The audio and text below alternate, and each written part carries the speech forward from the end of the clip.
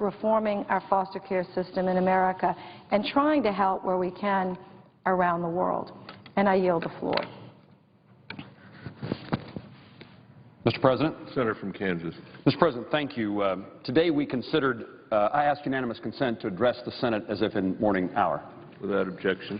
Mr. President, today we considered 5 separate budget proposals for the federal government.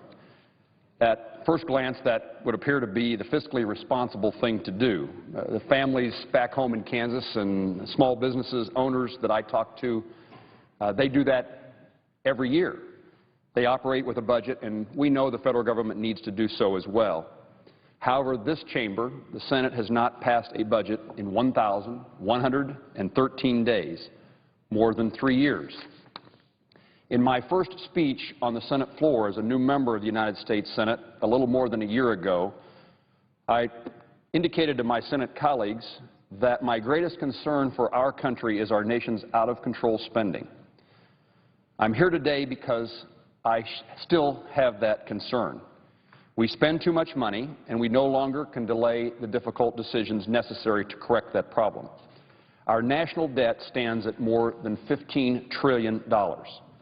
This enormous amount of debt is slowing our economic recovery and threatening the prosperity of our future generations who will have to pay for our fiscal irresponsibility. Writing and passing a budget is one of the most basic responsibilities of Congress. It's required by law. The budget sets forth priorities and guidelines for the fiscal year and begins the process of determining how much money should be spent and which programs should be cut back, eliminated, or even further supported. Without a budget, the annual appropriation process, and I'm a member of the Senate Appropriations Committee, and I want the appropriations process to work, but in many ways that appropriation process continues to be on hold. This is not the way to run our country. To put our country back on its path to fiscal responsibility, we must set a budget, we set budget limits, and then we have to stick to them. Any serious conversation about budget and federal spending must include a candid assessment of our nation's entitlement programs. Those programs include Social Security and Medicare. Mandatory spending makes up 56% of the federal budget, if we had one. This percentage would only increase in years ahead as more Americans retire and fewer workers are there to replace them. Without addressing our long-term commitments, our attempts to significantly change our country's fiscal outlook will be limited. As I said, I'm a member of the Senate Appropriations Committee, where our appropriations process deals with about 30% of spending on an annual basis. And we've done a reasonable job. I hate to be overly complimentary to Congress, but we've done a reasonable job at holding the line on that discretionary spending, that 30% that we deal with every year. It's been pretty flat-lined over the last several years. But you cannot solve our country's fiscal problems by only dealing with the 30% that we include in the appropriations process. You have to deal with the remaining portions of our budget. These challenges, not only the appropriations process and the challenges it is every year to determine how much money we spend, but the broader issues of so-called entitlement spending cannot be ignored any longer. Of the 5 budgets we considered earlier today, 4 of them, all but President Obama's budget, contain serious proposals to reform these entitlements. I can critique every one of the 4 budgets that move in the right direction of balancing the budget. There are things I would do differently, but I commend my colleagues for offering serious solutions to serious problems. It's bothered me greatly that when members of the House or members of the Senate offer a serious budget, they're immediately attacked from a political point of view, as if we can continue to ignore the problems that we face and simply make sound bites out of proposals that members of the Senate and the House care very seriously about. We've got to work together to put forward common sense solutions that will preserve these programs for future generations. This is not about ending those entitlement programs. In fact, the reports that come from just recently from nonpartisan sources tell us that both Medicare and Social Security will face significant shortfalls in the near future. Therefore, this is about taking care of those programs to see that they are available for those who need them in the future. I want to be able to tell every young person when they question, will I be able to get Social Security when I retire, I want that answer to be yes. And if we don't deal with the issues, the answer cannot honestly be yes. In Congress, we have a solemn obligation to be good stewards of taxpayer dollars. Our spending debate is oftentimes seen as something that's philosophical or academic or more likely just a partisan argument.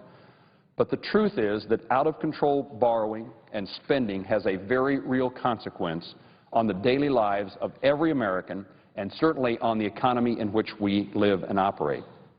It is about whether or not Americans can find a job, make payments on their homes and automobiles, and whether their children will have a bright future and the opportunity to pursue what we all call the American dream.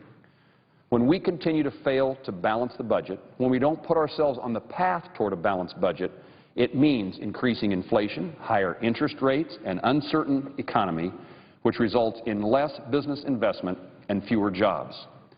The greatest opportunity we have to improve the lives of Americans is to erect an environment where employers feel comfortable in investing in the future and create jobs so that people can go back to work. And when they go back to work, they can put food on their family's table, they can save for their children's education, they can save for their own retirement, and most importantly, every person in America will once again be able to pursue the American dream.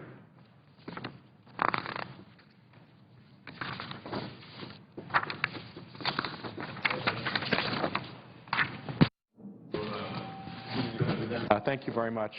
I would like to address a slightly different topic, which is the continuing conference on the highway bill. We passed a very good highway bill in the Senate. We passed it on time for the March 31st deadline when the Highway Trust Fund was going to expire. We passed it in bipartisan fashion with 75 senators supporting it. We passed it after it came unanimously out of the Environment and Public Works Committee with the support of both the chairman, Senator Boxer, and the ranking member, Senator Inhofe. We passed it after a very open and transparent floor process in which around 40 amendments were agreed to either by vote or agreement. And it has the support of everybody from the U.S. Chamber of Commerce to the labor, from the pavers to the environmentalists. So it's a good piece of legislation. It was done right. Its problem is that it's running up against a time deadline. As my Director of Transportation tells me, if we delay this too long, he has to start dropping projects off of this summer's highway work period because the time is slipping away as we dawdle here in Congress on this bill. And it's not just the Rhode Island Department of Transportation that's saying this. Standard & Poor's Global Credit Portal has a report, increasingly unpredictable federal funding could stall U.S. transportation infrastructure projects. As it says within the report, as construction season begins in the northern half of the country, this continuing uncertainty in funding could force states to delay projects rather than risk funding changes or political gridlock come July. So we need to get this done. And I have heard at this point that the House Republican conferees intend to hold the conference on this bill through late June. And if we do that, that will cost jobs in America. That will cost jobs in Rhode Island. That will cost jobs around the country because our transportation directors are going to have to take work scheduled for this summer and postpone it. And that is a very unfortunate turn of events. It has nothing to do with the merits. Unfortunately, the House was not able to pass a highway bill of any kind, which is unfortunate because it's not the most complicated task. It's something we've been doing for decades around here, but they couldn't get that done. And so what they have done is now gone to conference on the Senate bill without a bill of their own, and this appears to be causing delays. So I'm here to urge that we all encourage the House members of the Highway Conference Committee to expedite their work as much as they can. There is a 2-week period that the House is taking off, apparently. And if it's delayed by 2 weeks so that members can go home, I don't think that's a profitable use of our time. There is a great deal of loose talk around here about jobs. We've even had bills that didn't relate to jobs called Jobs Bill because of gimmickry in the titling. But this is a real jobs bill. This is 3.9 million jobs for the country. It's 9,000 jobs for Rhode Island as calculated in years of work, job years. And we're just wasting that if we don't get this done on time. So if people really want to do something about jobs, they can get the highway bill moved along rapidly so that the work can be done in this summer work session. And with that observation, Mr. President, I yield the floor and I suggest the absence of a quorum. The clerk will call the roll. Mr. Akaka.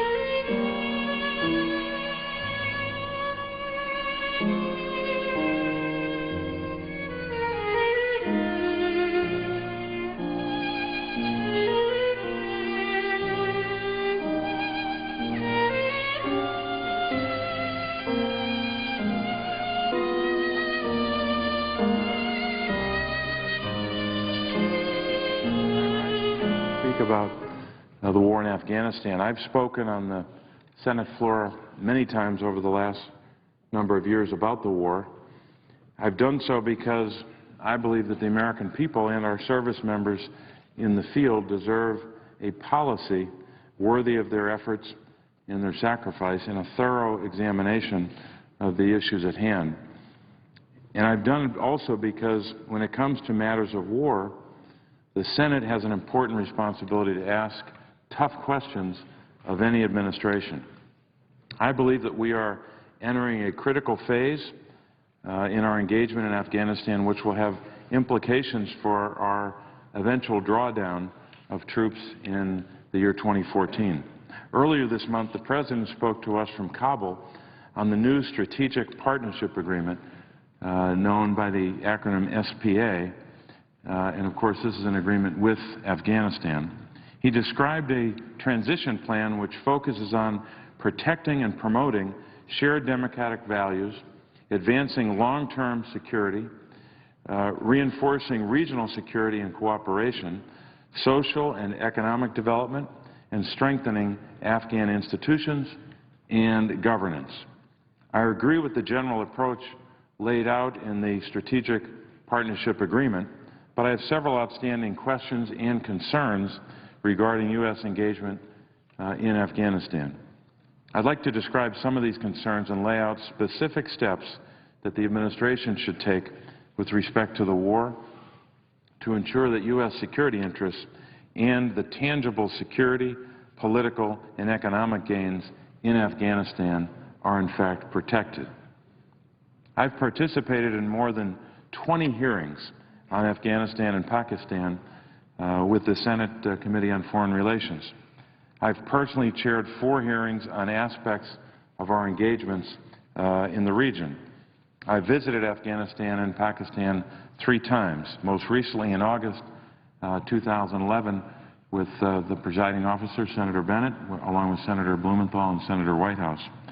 And when we were there, we met with, as I've done on other visits, we met with U.S. military and civilian leaders, as well as senior government officials in both countries.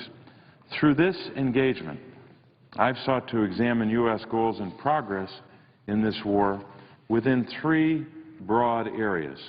First, the formation of representative political institutions. Second, the overall security environment. And third, the development of key sectors in Afghan society, including education, health, the economy, and the well-being of women and girls. In examining these factors, it's clear to me that a responsible drawdown of U.S. and international forces in Afghanistan must be concurrent with not only progress on security and an increase in well-trained Afghan national security forces, but with a strong commitment to a transparent political process in Afghanistan. We should work to ensure that there will not be a crumbling of institutions similar to that seen prior to Afghanistan's civil war in the 1990s. In fact, without representative political institutions, I'm concerned that the training of the Afghan national security forces could in fact be counterproductive, and that we would end up developing a force that answers to a dysfunctional political system. Politics and governing institutions matter a great deal, and there are tangible steps that the United States can take to support Afghanistan's political development in the short term. Let me be clear. We should be under no illusions that Afghanistan's political system will, nor necessarily should, reflect our Western model developed over centuries. But there are universal principles that should apply in Afghanistan, including the inclusion of all key political groups and transparency in elections and governance. In fact, the adoption of these universal principles is perhaps the only antidote to continued decades of conflict. First, in 2014, the 2014 transition to Afghan leadership will require the active participation of the constellation of ethnic groups in Afghanistan. They will need to have some confidence in the political process, or Afghanistan could very easily again descend into civil conflict similar to that seen in the aftermath of the Soviet withdrawal in the 1990s. The opposition, represented in what was formerly known as the Northern Alliance, will likely be among the most skeptical. The United States can play an important role in bringing the interested parties together for dialogue to identify areas of concern and a path forward looking towards 2014 and beyond. Second, presidential elections are scheduled to take place in 2014. According to the Constitution, President Hamid Karzai is limited to 2 terms and should step down. President Karzai has seen his country through a very difficult and historic time. Afghanistan's elections, the foundational act in a democratic system, have historically not met international standards and have established the basis for an unresponsive government and unresponsive government officials and, unfortunately, widespread corruption. A peaceful transition of power in Afghanistan is not only good for the country and good for its democratic institutions, it is vital to our own transition out of Afghanistan. Third, Afghanistan's Independent Electoral Commission needs to become a truly independent body. Currently, the President selects the commissioners, creating the suspicion that the body is biased. In accordance with international standards, the commissioners should be selected by a body that reflects the broad consensus of the Afghan people, not just the President. A statutory check on executive authority is needed to ensure the impartiality of the body in the years to come and enhance public confidence in the electoral system overall. Fourth, President Karzai has issued a presidential decree which allowed him to nominate the 5 national and 133 provincial commissioners of the Electoral Complaints Commission. This body also needs to be independent from the executive branch to remove any perception of bias. During the last election, there was a lack of transparency in the handling of these electoral complaints. Afghan authorities need to take steps now to ensure that the national and provincial commissioners are fair and transparent in their work. As it stands now, the political opposition does not trust the Electoral Complaints Commission to equitably deal with inevitable disputes that emerge from the process. Now, throughout this process, the United States should emphasize the importance, I should say, of international standards in the conduct of elections and stand ready to support a process that is based on those universally accepted principles. We know that at the Bonn conference in 2011, Afghanistan pledged to strengthen and improve its electoral process. We must hold them to that commitment. The United States should condition its aid and support of the administration of the 2014 election based on these reforms. Let's send a very clear message. We will not be a party to funding the administration of an election similar to those conducted in the years 2009 and 10. The administration must begin to act now. Electoral reforms take time to adopt and implement. The clock is ticking. While political challenges abound in Afghanistan, the Parliament has emerged as an important check on the executive and over the past several years has begun to exercise more of a voice in governance. We have seen several examples in recent years where the Parliament has weighed in on important issues. Moreover, 27% of the Afghan parliamentarians are women, a stunning statistic compared to where we were just 10 years ago. The Parliament's upward trajectory is a promising pillar of the democratic process, I should say the democratization process, but more can be done. The U.S. can play an important role in exposing Afghan parliamentarians to legislative experiences from other and different developing democracies and the opportunity to meet their counterparts in other parliaments. Now, during our trip to Afghanistan last August, I and Senators Whitehouse, Bennett, and Blumenthal had the fortunate opportunity to travel to 5 of the ISAF regional commands. We saw firsthand the progress made by our airmen, soldiers, Marines, and sailors on the ground. Due to their efforts, the enemy has lost territory and influence. According to the Pentagon, the number of attacks by militants dropped in 2011 for the first time in 5 years. There has been undeniable progress in pushing back the Taliban, but these military gains are delicate and will be short-lived without an Afghan force that can assume more responsibility for security.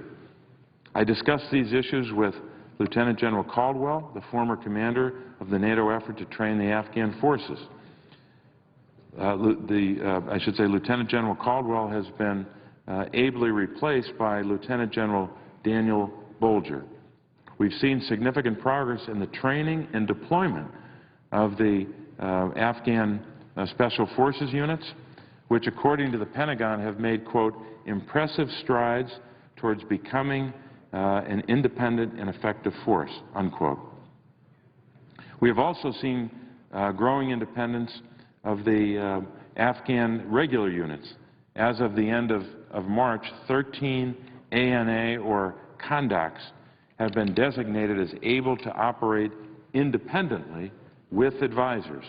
In September of 2011, there was only 1 conduct with that designation. So we've gone from 1 unit to 13 in a rather short period of time. So we know there's progress, but despite this progress, however, challenges in training the Afghan National Security Forces, in fact, remain. First, the Afghan security forces still do not have an elite Pashtun officer corps, and only 6.6% of the enlisted recruits are Southern Pashtuns. This is a significant shortfall that must be addressed if the security forces are going to develop the cohesion necessary to ably represent the ethnic makeup of the country and address ongoing security challenges in the South. Second, NATO currently requires 2,774 trainers to conduct its training mission, but faces a shortfall of 440 positions.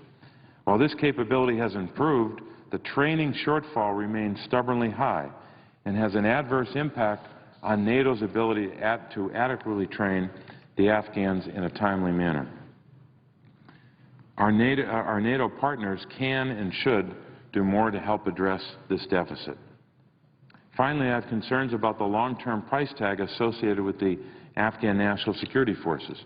While investing in these forces will be a fraction, a small fraction, of the $100 to $120 billion a year currently spent in Afghanistan by our government, we must work to ensure that the force is right-sized to the security challenges in the country and that there are strict accountability measures in place to ensure that the Afghan National Security Forces abide by all U.S. standards in terms of human rights and the Geneva Conventions.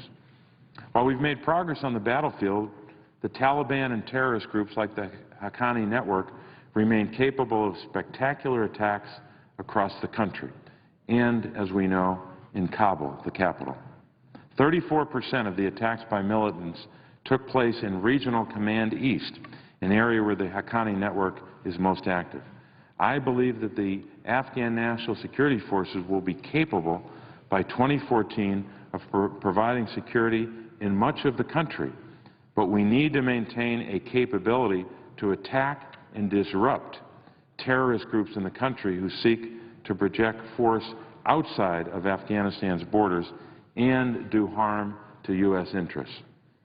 Central to the political effort is the ongoing effort to reconcile with the Taliban. I have a high degree of skepticism that this can work, at least in the short term. The Taliban have shown little interest in compromise, and recent events show that this group is willing to target civilians and to conduct devastating terror attacks against the Afghan people. Ultimately, there does not need to be a political end to this conflict. Ultimately there does need to be a political end to this conflict, as there are in all wars. But how we get there is important, and the administration must set clear guidelines. In the meantime, I support maintaining pressure on the Taliban till it accepts the Afghan constitution and agrees to peacefully participate in the political process. During our visit to Afghanistan last August, we also had the honor to meet with several of Pennsylvania's service members. Since 2001, Pennsylvania has lost 80 service members, and 589 have been wounded. These courageous individuals gave what President Lincoln said, the last full measure of devotion to their country. We owe them a debt of gratitude, and we owe a debt of gratitude as well to their families and to veterans returning from the field. I, like a lot of our colleagues, have visited with our wounded warriors and their families at Bethesda and Walter Reed and other places to keep them in our thoughts and prayers every day. The courage and commitment of these young Americans is hard to describe in a speech, and it's hard to illustrate. But it does demonstrate the best of who we are as a country, and we see that every day. We know in the area of development as well that there are enormous challenges across a lot of sectors in Afghanistan that will likely extend for years. Prior to the Civil War, Afghanistan was one of the poorest countries in the world. After decades of war, Afghanistan's minimal infrastructure was destroyed. The challenges today to significant progress are indeed substantial. Government corruption obstructs any serious effort at rule of law and any basic respect for contracts, which is a fundamental element of business growth. The precarious security environment also serves to deter any international investment. Poppy growth, fueled by the heroin trade, remains rampant. Women continue to be subjected to unspeakable violence and discrimination across the country. Amid these daunting challenges, the U.S. should prioritize a few key areas for developmental progress so as to mitigate the challenges leading to 2014. The foundational basis for development in any society is the educational system. We know that in 2002, only 900,000 students were enrolled in school. Just 9 years later, 2011, more than 8 million children were enrolled in school, 35% of whom were girls. This will have a long-term, long-lasting effect on Afghan society. And the United States should be proud of this element of our engagement and should seek to protect those gains. I and other senators, when we saw this, were pleased to see that the partnership agreement prioritized the access to and the enhanced quality of education. We've also seen significant strides in the field of health care.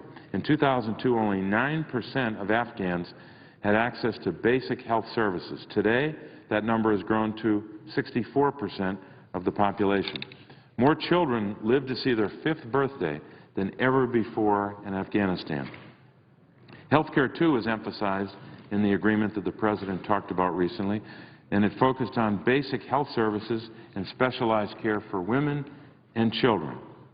These are real achievements, but they are very fragile. Also fragile are the overall gains made for women and girls in Afghanistan. I was privileged, as I know Senator Bennett, Senator Whitehouse, and Senator Blumenthal was privileged to meet with a group of Afghan women leaders during our August 2011 trip.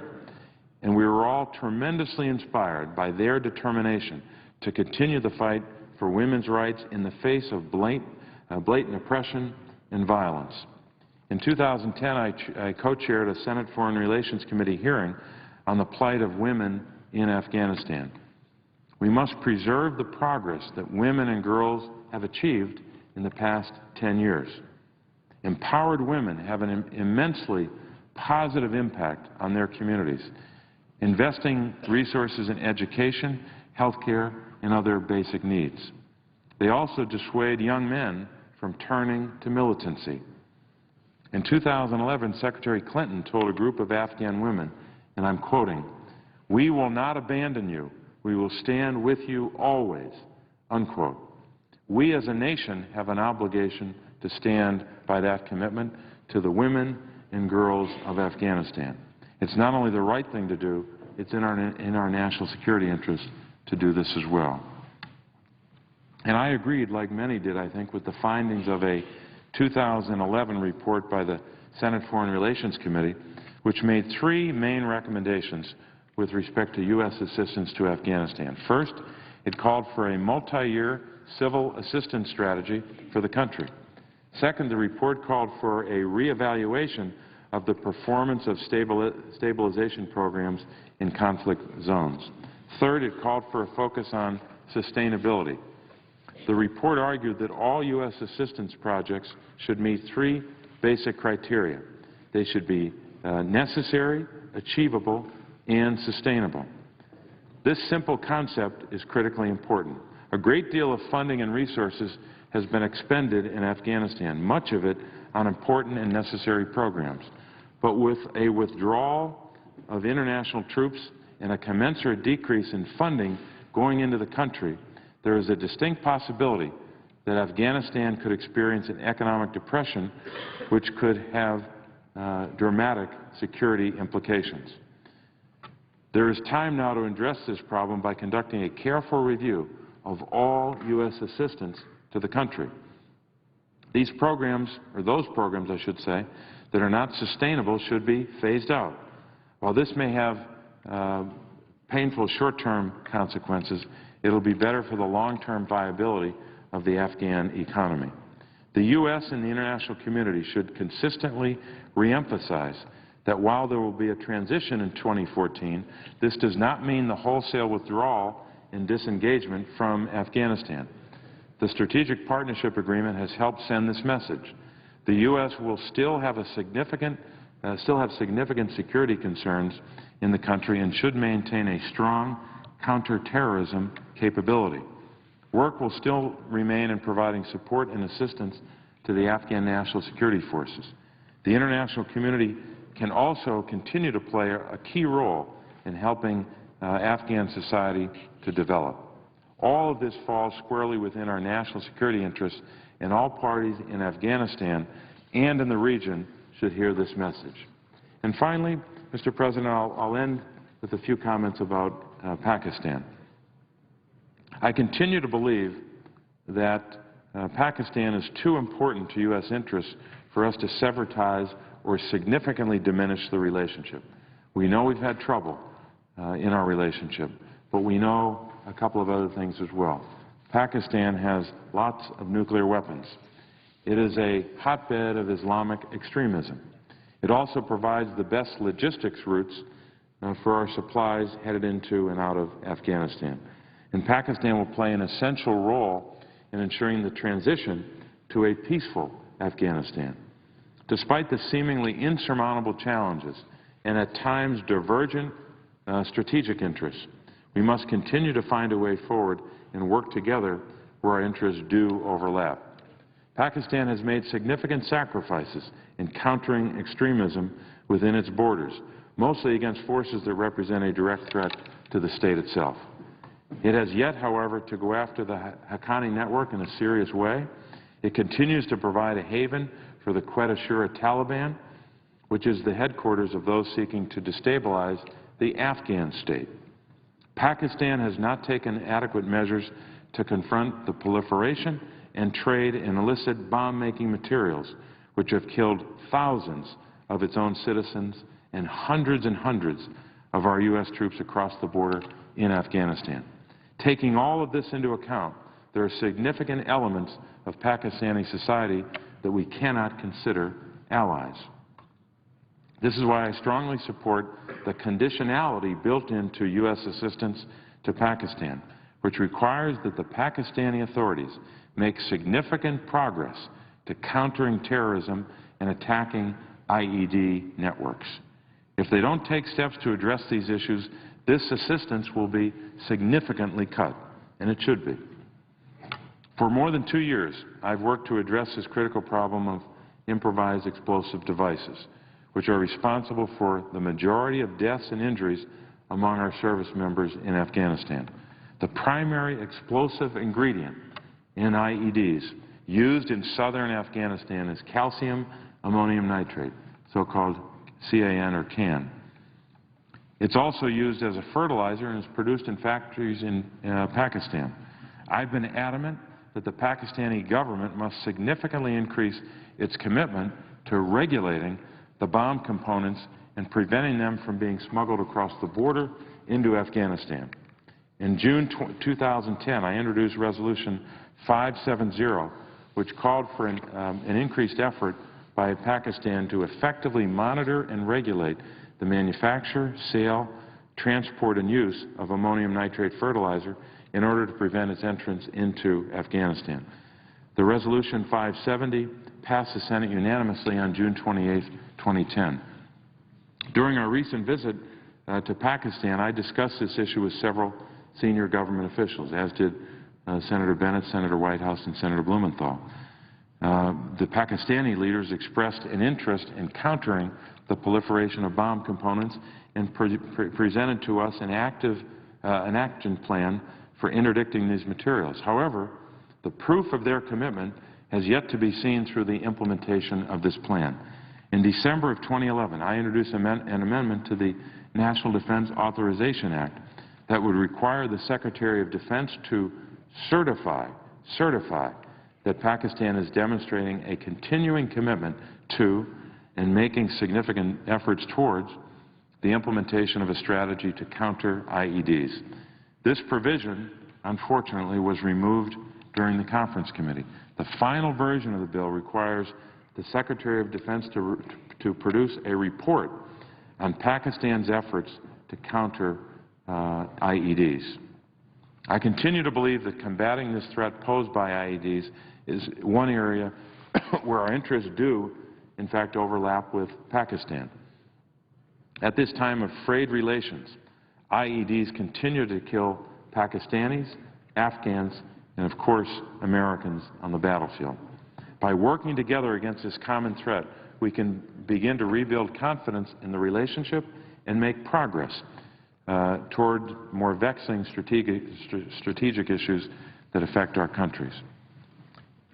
In September of 2010, I gave a speech on Afghanistan and Pakistan at the Army War College in Carlisle, Pennsylvania.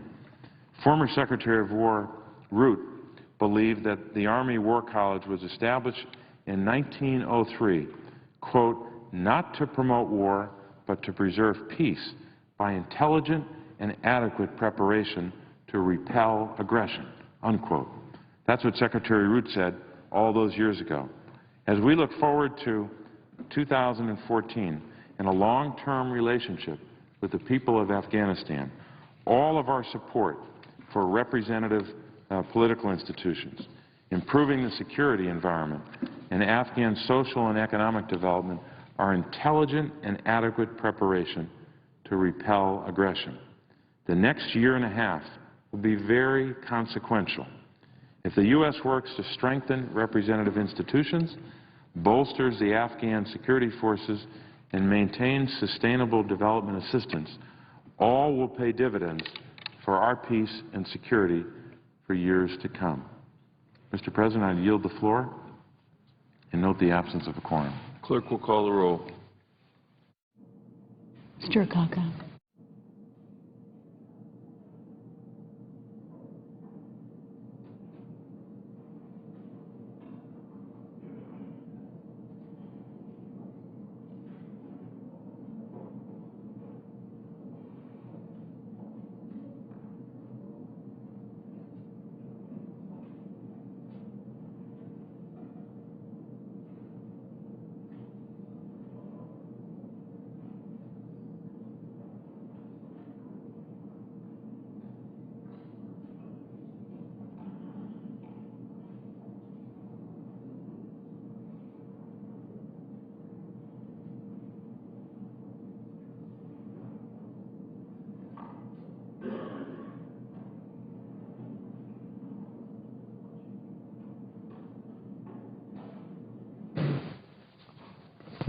Mr. President, The senator from Pennsylvania.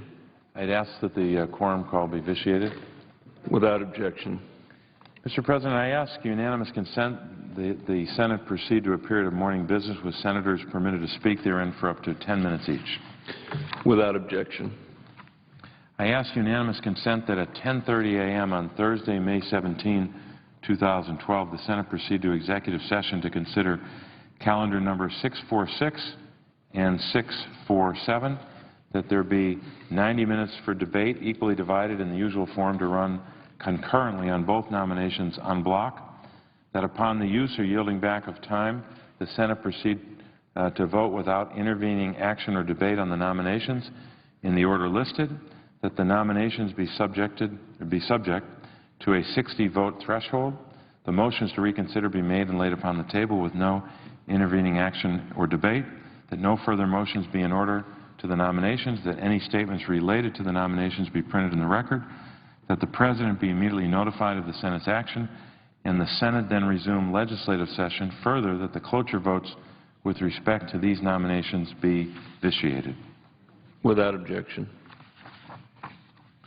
I ask unanimous consent that the Senate proceed to the immediate consideration en bloc of the following resolutions which were submitted earlier today. Senate Resolution 463, Senate Resolution 464, and Senate Resolution 465. Without objection.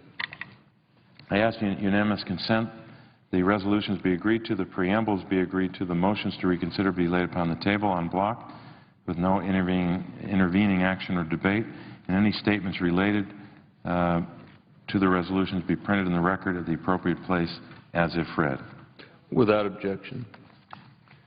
I ask unanimous consent that H.R. 2947 be discharged from the Committee on Energy and Natural Resources and be referred to the Committee on Agriculture, Nutrition, and Forestry. Without objection. I ask unanimous consent that when the Senate completes its business today, the Senate adjourn until 9:30 a.m. on Thursday, May 17th, that following the prayer and pledge, the journal of proceedings be approved to date, the morning hour be deemed expired, and the time for the two leaders be reserved for the use later in the day, and that the majority leader be recognized. Without objection. It is the majority leader's intention to begin consideration of the motion to proceed to calendar number 400, S3187, the FDA user fee bill, and equally divide the time until 10:30 with the Republicans controlling the first half and the majority controlling the second half. At 10:30 a.m., the Senate will proceed to executive session to consider the Stein and Powell nominations, both nominees to the Federal Reserve Board of Governors. At noon, there will be 2 votes on confirmation of the nominations. If there is no further business to come before the Senate, I ask that it adjourn under the previous order. The Senate stands adjourned until 9:30 a.m. tomorrow. The Senate considered 5 federal budget proposals today.